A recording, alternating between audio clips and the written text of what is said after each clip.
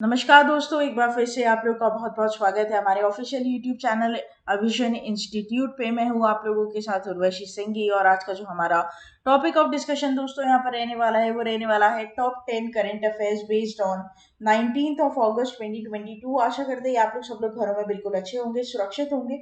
Session को start करने से पहले दोस्तों मेरी आप लोगों से एक छोटी सी रिक्वेस्ट रहेगी कि जो भी हमारे चैनल पर नया जुड़ा है या फिर वीडियोस को पहली बार देख रहा है, make sure that you hit the subscribe button. Also, don't forget to press the bell icon. Also, share this video with your friends as well.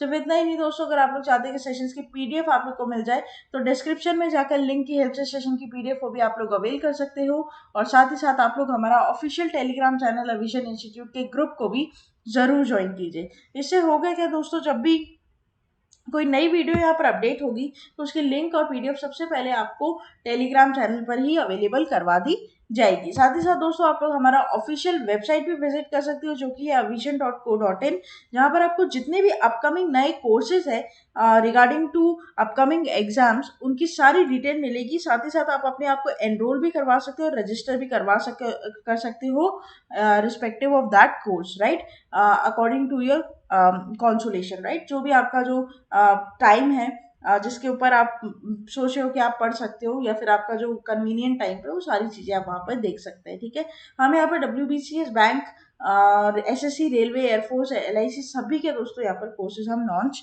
करते हैं। ठीक है, साथ ही साथ दोस्तों आप लोग हमारा प्ले स्टोर पर ऑफिशियल ऐप भी इंस्टॉल कर सकते हो जहाँ पर आपको सारी चीजें मिलेगी, जैसे कि free video lectures, latest articles, daily quiz, daily current affairs, free mock test, GK capsule, job notification and 1000 plus online test. ये सभी चीजें यहाँ पर आपको अवेलेबल करवा दी जाएगी। तो देर किस बात की दोस्तों, जुड़ जाइए इंडिया के बेस्ट लर्निंग ऐप के साथ, स्टडी एनी टाइम एनीवेयर। तो चलिए फिर स्टार्ट करते हैं आज के हमारे सेशन का पहला क्वेश्चन आपके और मेरे साथ हमारी स्क्रीन पर दोस्तों ये रहा। What is the India's rank according to the report of Forbes Asia Best Under a Billion?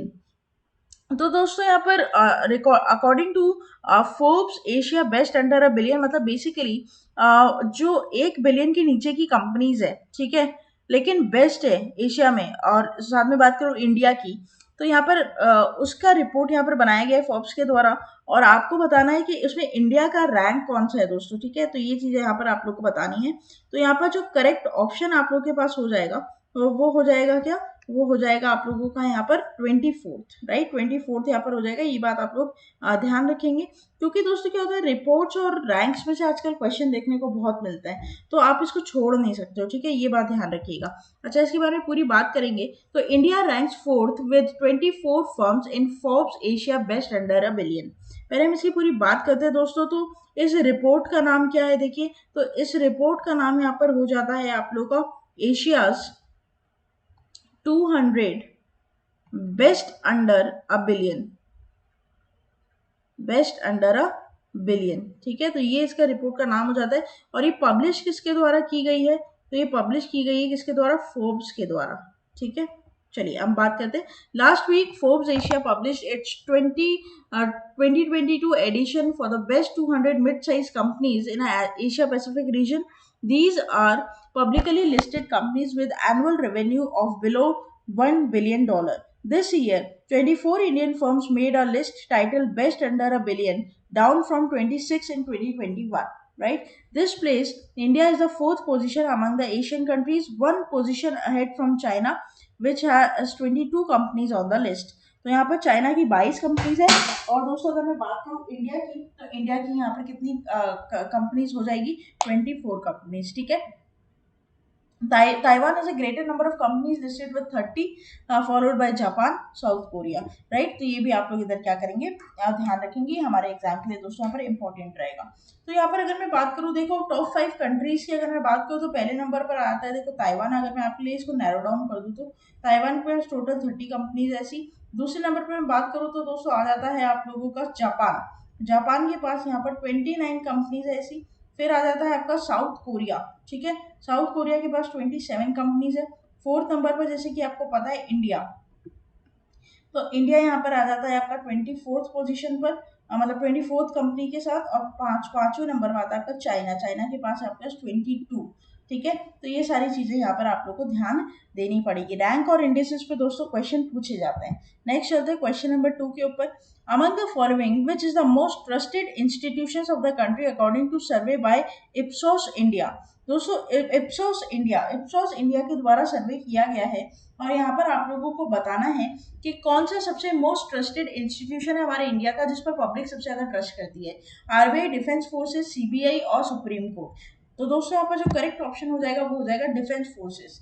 देख लो, सुप्रीम कोर्ट पर भी लोगों को कम भरोसा है, लेकिन हमारी जो डिफेंस फोर्सेस है उस पर हमें पूरा भरोसा है यहाँ पर। ठीक है, तो जिसमें सबसे ज्यादा सुप्रीम कोर्ट पर भरोसा होना चाहिए लोगों, न्याय है वो। ठीक है, तो इप्सोस इंडिया के द्वारा ये सर्वे किया गया और यहाँ पर बोला जाता है कि there are 3 most trusted institutions in the country according to the survey by Ipsos India. The Supreme Court of India came fourth, जिसे फर्स्ट आना चाहिए फोर्थ आ रहा है। तो यहाँ पर सुप्रीम कोर्ट पर जो ट्रस्ट करते हैं लोग वो फोर्थ पोजीशन पर आता है यहाँ पर। And it was followed by central bureau of investigation, defence forces with at least 2 to 3, that is 65% of respondents. तो दोस्तों यहाँ पर इप्सोस इंडिया ने बेसिकली इंटरव्यू किया था आपका 2950 अडल्ट को। ठीक है, टायर 1, 2, 3 सिटीज से। लेकिन यहाँ पर दोस्तों सबसे ज्यादा जो ट्रस्ट आया निकलकर वो डिफेंस फोर्सेस पर आया। ठीक है, और उसके बाद यहाँ पर आप लोगों का आया है बाकी सारी चीजों पर। तो यहाँ पर ये बात आपको ध्यान रखनी चाहिए कि और इस सर्वे का जो मार्जिन है एरर का वो पॉइंट और मतलब ±5% यहाँ पर है, लेकिन उससे कोई फर्क नहीं पड़ता। ये लोग तो अपनी रिपोर्ट निकालते ही है ना। हालांकि सच में अच्छे से दोस्तों सर्वे करते हैं, पब्लिक का बारे में जानते हैं कि पब्लिक एक्चुअल में क्या सोचती है। क्योंकि आजकल की जो हमारी यूथ है ना दोस्तों, बहुत आउटगोइंग और बहुत स्ट्रेट फॉरवर्ड है। तो वो पता है उन्हें कि क्या बोला है, वो डरते नहीं है किसी चीज से। आई बात समझ में? तो ये हिसाब तुम्हारे यहाँ पर रहता है। आगे की अगर मैं बात करूँ तो prime minister of India as an institution was at a third spot with 49% of citizens having trust in it, the survey said. Smack in the middle was the parliament, 33% ranked with 7th, 8th was the media and 9th was the election commission of India. ठीक है, तो यहाँ पर ये चीज है, मतलब सबको यहाँ पर रैंक दी गई है कि सबसे ज्यादा इंडिया के पीपल किस पे सबसे ज्यादा ट्रस्ट करते हैं, ऐसे करके रैंकिंग यहाँ पर दी गई है, जो कि एक बहुत अच्छी बात यहाँ पर निकल कर आई है दोस्तों। ठीक है, तो ये आप लोग इधर क्या करोगे, ध्यान रखोगे। नेक्स्ट चलते हैं क्वेश्चन नंबर 3 के ऊपर। Among the following who resigns as a chairman of Dabur India. तो दोस्तों आप लोग को बताना है कि इनमें से किसने एज अ चेयरमैन रिजाइन किया for the company Dabur India. तो यहाँ पर जो करेक्ट ऑप्शन हो जाएगा वो हो जाएगा अमित बर्मन ने। ठीक है, अब हम पूरी बात करेंगे यहाँ पर। Chairman of FMCG business, that is fast moving consumer goods business Dabur, Amit Burman has submitted his resignations, and Burman's resignation as chairman on the board of directors has been approved by the board. The company announced on Friday. तो यहाँ पर दोस्तों board of directors ने भी इनका resignation approve कर दिया है और यहाँ पर ये अब क्या हो गए हैं, रिजाइन हो चुके हैं। कौन सी पोस्ट से? चेयरमैन की पोस्ट से दोस्तों। ठीक है, तो ये आप यहाँ पर ध्यान रखेंगे। Burman departure will take an effect at the end of the business on August 10, 2022, right. तो ये बात भी आपको इधर क्या करना, ध्यान रखना, ये भी आपके लिए इम्पोर्टेंट यहाँ पर हो जाएगा दोस्तों। ठीक है, अच्छा, साथ ही साथ दोस्तों यहाँ पर अगर मैं बात करूँ तो इनकी जगह किसे अब लेकर आया गया है, तो ये बात ध्यान रखिएगा कि in addition to the company's announcement that he board of directors approve Mohit Burman's appointment as a non executive chairman of the board of directors from the business of 5-year term, right. तो यहाँ पर दोस्तों अपॉइंटमेंट भी हो चुकी है, साथ में एक रेजिग्नेशन तो हुआ ही है, लेकिन किसे यहाँ पर अपॉइंट करना है ये बात भी यहाँ पर निकल कर आ चुकी है। तो इसको आप स्टार मार्क कर याद कर लोगे। ठीक है, और ये नॉन एग्जीक्यूटिव चेयरमैन बने, ये बात आप लोग ध्यान रखना। ठीक है, ये इंपॉर्टेंट यहाँ पर दोस्तों हो जाता है, क्योंकि क्या होता है कि कुछ चीजें हम ध्यान देते, कुछ चीजें हम ध्यान नहीं देते। हमें सब चीजों को यहाँ पर देखकर चलना है दोस्तों। यहाँ पर कुछ रिविजन पॉइंट्स है जो मुझे डेफिनेटली यहाँ पर आपको बताने चाहिए। यहाँ पर खाली स्पेस है मेरे पास, तो मैं यहाँ पर लिखूँ जैसे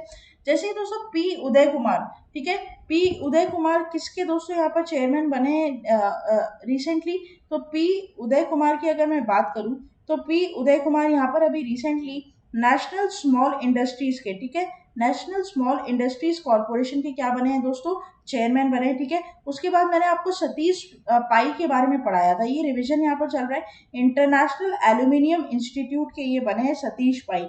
ठीक है, आपको अगर मैं बात करूं आकाश अंबानी के, दोस्तों मुकेश अंबानी ने रिजाइन कर आकाश अंबानी को क्या बना दिया था, जियो टेलीकॉम का, रिलायंस जियो इन्फोकॉम का, सॉरी इन्फोकॉम का यहाँ पर क्या बना दिया उनको, चेयरमैन बना दिया, ये बात आपको पता है, ठीक है। उसके बाद दोस्तों रेलटेल की बात करी थी हमने, रेलटेल अगर आपको याद हो तो मेरे सेशंस में दोस्तों, तो रेलटेल में दोस्तों कौन बने थे, तो रेलटेल में बने थे संजय कुमार, कौन बने थे, संजय कुमार, ठीक है। उसके बाद अगर मैं बात करूं दोस्तों अतुल सिंह की, जो कि वाइस चेयरमैन बने थे रेमंड्स के, अतुल सिंह वाइस चेयरमैन बने किसके, रेमंड के, ठीक है। तो ऐसे कर आपको क्या होता है दोस्तों, हम लोग आगे का तो पढ़ते रहते हैं लेकिन हम पीछे का भूल जाते हैं, इसलिए यहाँ पर मेरे मकसद रहता है कि मैं आप लोगों को क्या कराऊं, रिवीजन भी साथ साथ में कराऊं, तो इसलिए हम आगे बढ़ते बढ़ते पीछे का भी रिवाइज करते रहते हैं, ताकि आपकी जो चीजें हैं वो एक ठीक मोड पर चलती रहे, क्योंकि करंट अफेयर्स को लेकर बच्चों की बहुत मन में क्वेश्चंस रहते हैं, मैम हमें याद नहीं रहते या ये सब,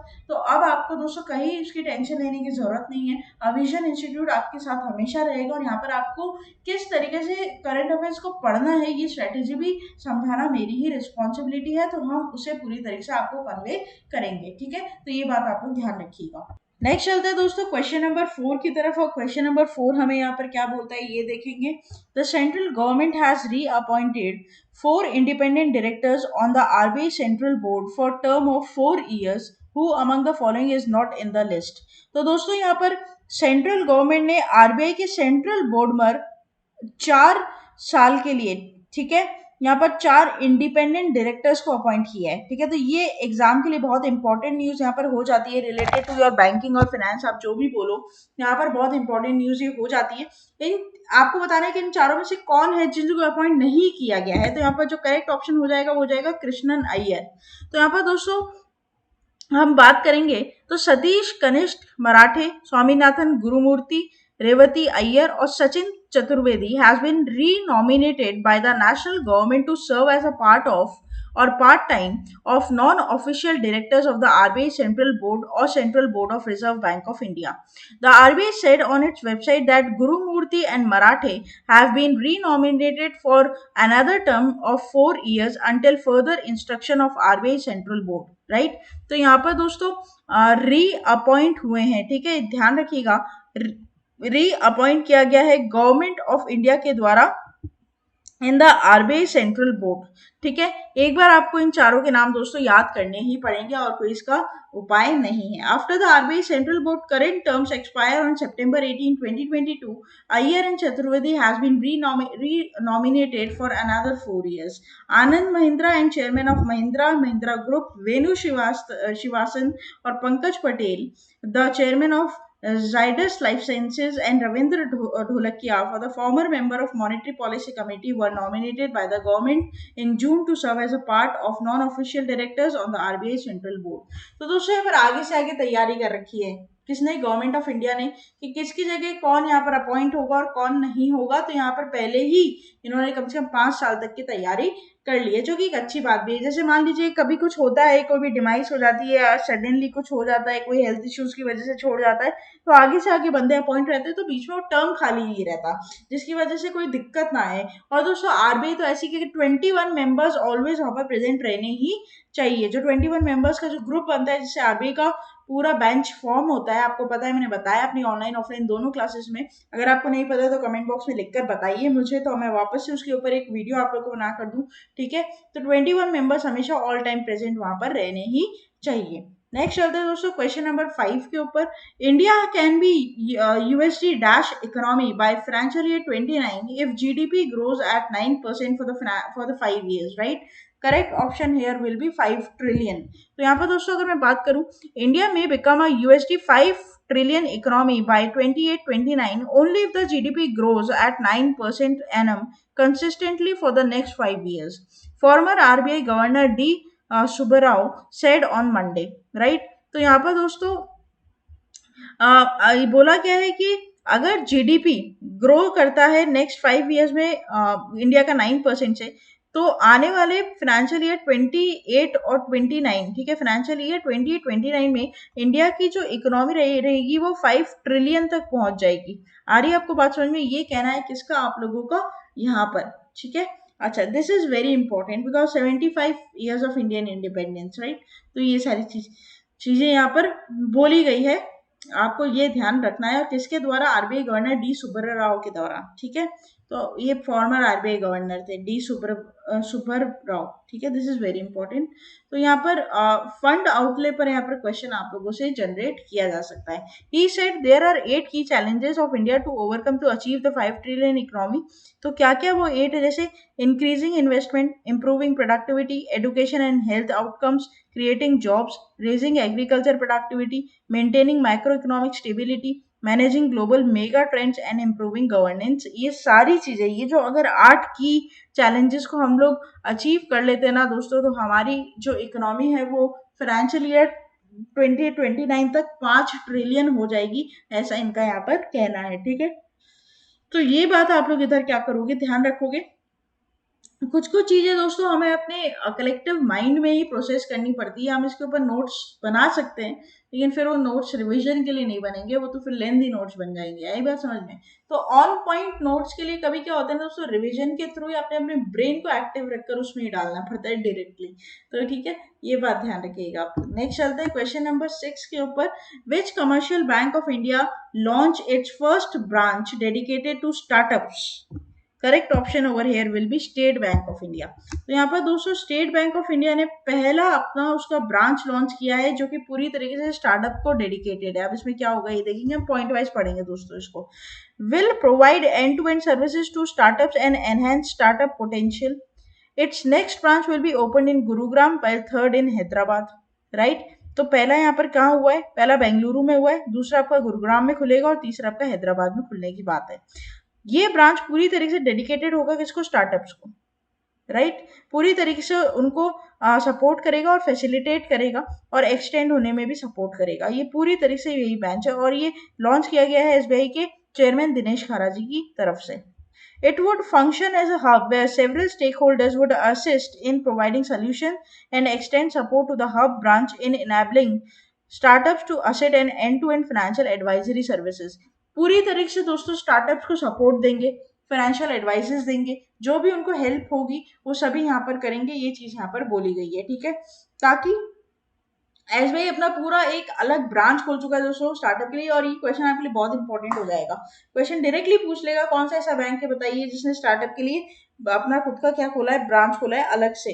तो ये ध्यान रखिएगा, शायद आपके एग्जाम आते आते ही 3-4 ब्रांच खोल चुके हैं, तो उस पर अपडेट रहिएगा आप लोग। It will also support the large presence of SBI in the market by generation synergy among all entities and departments of the SBI group in providing one-step solution to corporates and startups. It will also act as go-to place meet any person needs in the startup ecosystem. मतलब ये आपके door पे भी visit करेंगे, door to door भी visit करेंगे। अगर आपको कोई दिक्कत होती है तो आप इनको कॉल कर डोर टू डोर सर्विस भी ले सकते हैं। The state of the art facility branch will make room for specialist officers of the forex, wealth management, treasury solutions and credit need of the startups, right। तो ये आप ध्यान रखिएगा यहाँ पर कि यहाँ पर दोस्तों इवन स्पेशल आप लोगों को एडवाइस करने के लिए लोग भी रहेंगे, ताकि वो आपको एवरी टाइम हेल्प कर सके किसी भी प्रॉब्लम में, भले वेल्थ मैनेजमेंट को लेकर हो, ट्रेजरी सॉल्यूशंस को लेकर हो, सारी चीजें यहाँ पर आप लोग को प्रोवाइड की जाएगी। This is very important, right. तो एसबीआई से रिलेटेड आप सारी बात ध्यान रखिएगा। एसबीआई ने रिसेंटली दोस्तों जो अपना 75 डेज का क्या खोला है, एक मतलब एक एफडी पर इंटरेस्ट खोलने की इन्होंने बात की। फिर उसी को देखते हुए दोस्तों कर्नाटका बैंक ने भी वो बात करी। तो यहाँ पर आप लोग के बैंकिंग पर दोस्तों क्वेश्चन बनने के बहुत सारे फील्ड यहाँ पर बन चुके हैं, तो कहीं से भी कुछ भी क्वेश्चन यहाँ पर उठाकर आपसे पूछा जा सकता है, तो प्लीज उस पर अपडेट रहिएगा। नेक्स्ट चलते हैं क्वेश्चन नंबर 7 के ऊपर। The Indian national flag was unfurled in the space at an altitude of over dash as a country marked it 75 years of independence. Correct will be 30 kilometre. तो यहाँ पर दोस्तों बता दूं मैं आप लोगों को कि आज़ादी सेट डेवलप किया गया था 750 गर्ल्स के द्वारा, ठीक है। तो यहाँ पर दोस्तों उन्होंने लॉन्च कर दिया एक लो अर्थ ऑर्बिट सैटेलाइट। जैसे कि वो तो फेल हो गया था आपको पता है, लेकिन उसके बाद लो अर्थ ऑर्बिट सैटेलाइट के द्वारा वहां पर अनफर्ल किया गया। ये बात आपको बता दूं मैं 30 किलोमीटर्स पर, ठीक है। This is important. The Indian national flag was unfurled in space at an altitude of 30 km as a country marked its 75 years of independence. The tricolor was sent to the edge of the space of the balloon by Space Kids India which decides itself as an aerospace organization creating young scientists of the country। दोस्तों इसके ऊपर मैंने पूरी बात आप लोगों को बताई है, पूरी चीज मैंने यहाँ पर आप लोगों को बताई है कि यहाँ पर दोस्तों छोटे छोटे बच्चों को रूरल अर्बन एरियाज के छोटे छोटे बच्चों ने यहाँ पर स्पेस किड्स बोलकर यहाँ पर एक सेक्शन बनाया गया नासा के इसके द्वारा, हमारे इसरो के द्वारा। और वहां पर उन्होंने दोस्तों डेवलप किया था, जिसका पहला वर्जन तो फेल हुआ था, ठीक है। एसएसएलवी की अगर मैं बात करूँ तो वो तो फेल हुआ था, लेकिन यहाँ पर अब दोस्तों क्या हो रहा है, पीएसएलवी के थ्रू यहाँ पर लो अर्थ ऑर्बिट एक सैटेलाइट भेजी गई जिसमें फ्लैग है इंडिया का, और वो फ्लैग को वहां पर अनफर्ल किया गया, मतलब झंडारोहण वहां पर किया गया वहां पर कहाँ पर आपका स्पेस में। और ये पूरी चीजें हुई है दोस्तों 75 ईयर्स ऑफ इंडिपेंडेंस के उपलक्ष्य में। साथ ही साथ वहां पर दोस्तों जनगण मन का भी उच्चारण हुआ रविंद्रनाथ टैगोर जी की आवाज में, तो ये बात भी आप लोग इधर क्या करेंगे, ध्यान रखेंगे, ठीक है।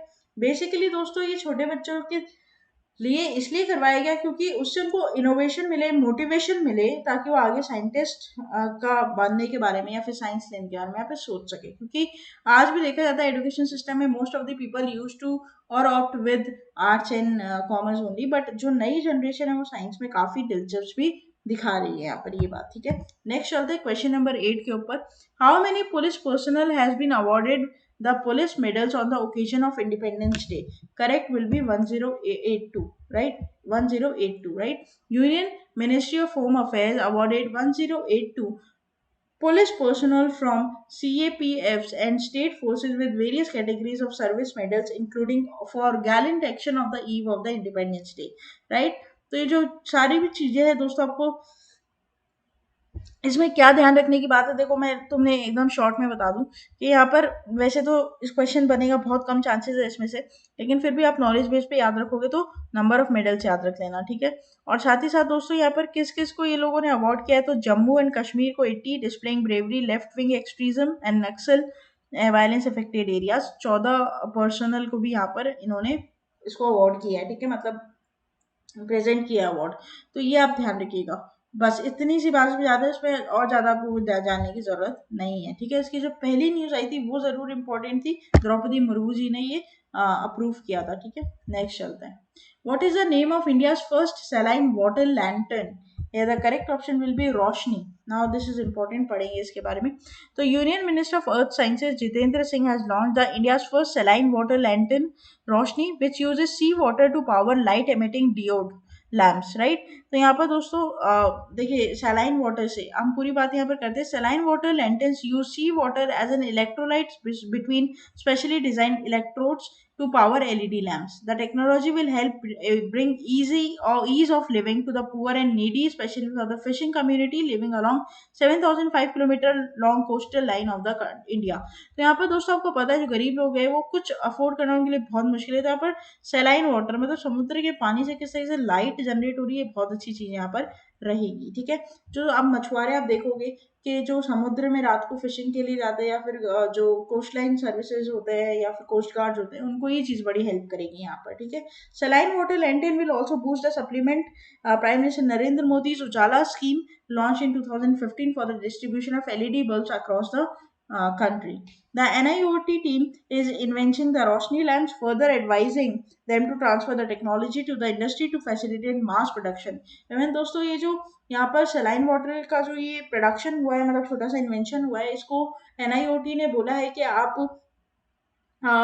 मतलब इसकी टेक्नोलॉजी को ट्रांसफर करो और यहाँ पर मास प्रोडक्शन इसका करो, because these are very useful for the remote areas, ठीक है। और ये बात आपको ध्यान रखनी है यहाँ पर, क्योंकि बहुत अवेलेबल है सलाइन वाटर, तो अवेलेबल ही आपको पता है, बहुत समुद्र है यहाँ पर, कोई दिक्कत ही नहीं है, तो उससे अगर हमारा कुछ फायदा हो रहा है तो क्यों नहीं, राइट। तो ये चीज यहाँ पर आपको देखने को मिलती है। तो प्लीज यहाँ पर ये ध्यान रखिएगा दोस्तों आप लोग कि किसे यहाँ पर अनवेल किया है, तो यूनियन मिनिस्टर जितेंद्र सिंह ने ये चीज यहाँ पर अनवेल की है, ठीक है। नेक्स्ट चलते हैं last question of this session के ऊपर। How many India contributes to voluntary trust fund for protection of human rights? Correct will be 3 crore, right. पूरी बात अगर मैं करूं यहाँ पर, तो India has donated more than 3 crore to as many as 4 voluntary trust funds according to the information release by permanent mission of India to the United Nations of Geneva, ठीक। तो यहाँ पर दोस्तों फंड आउटले पर क्वेश्चन आपसे बनेगा, अगर बनने के चांसेस है तो। India voluntary trust funds defence human rights for more than 3 crore, 3 crore रुपए से ज्यादा यहाँ पर डोनेट किया गया इंडिया की तरफ से in the defence human rights, ठीक है, ह्यूमन राइट्स को राइट्स के लिए लड़ने के लिए, ठीक है। तो ये आप ध्यान रखेंगे यहाँ पर। साथ ही साथ दोस्तों इसमें इंडिया की ही बात यहाँ पर इम्पोर्टेंट हो जाती है। और आजकल आपके एग्जाम में जो क्वेश्चन बनने के चांसेस है वो रैंक एंड इंडिसेस से ज़्यादा हो जाते हैं, अपॉइंटमेंट से भी बनते हैं और विच लिस्ट से तो बनते ही हैं, मैंने आपको हमेशा बताया ये चीज़। तो ये सारी चीज़ों पर आप फोकस करेंगे, ठीक है। तो आप ये यहाँ पर ध्यान रखेंगे। बहुत ही जल्द हम आप दोस्तों आप लोगों के लिए कुछ इंपॉर्टेंट वीडियोज़ लेकर आएंगे यहाँ पर, जैसे किस तरीके से आप IBPS के लिए तैयारी कर सकते हो, स्ट्रैटेजी क्या हो सकती है, साथ ही साथ क्या डिफरेंस है आप जो SBI PO देते हो और IBPS PO देते हो उसमें क्या डिफरेंस है, क्योंकि दोनों ही बैंक के एग्जाम है तो ये दोनों अलग क्यों कंडक्ट करवाते हैं, ये सारी चीज़ें हम यहाँ पर लेकर आएंगे दोस्तों। तो आप लोग बने रहिएगा तब तक हमारे साथ। जो भी आने वाले फ्रूटफुल वीडियोस है वो सभी आप तक बहुत जल्दी पहुंच जाए, इसके लिए दोस्तों आप चैनल को सब्सक्राइब कर लीजिए, बेल आइकन को जरूर प्रेस कर लीजिएगा और टेलीग्राम पर जुड़ जाइएगा हमारे साथ, ताकि आपको सारी चीज़ों की अपडेट सबसे पहले वहां पर मिल जाए। कोई भी दिक्कत आती है आप हमें कमेंट बॉक्स में लिखकर बता सकते हैं दोस्तों। तब तक के लिए thank you so much and have a nice day.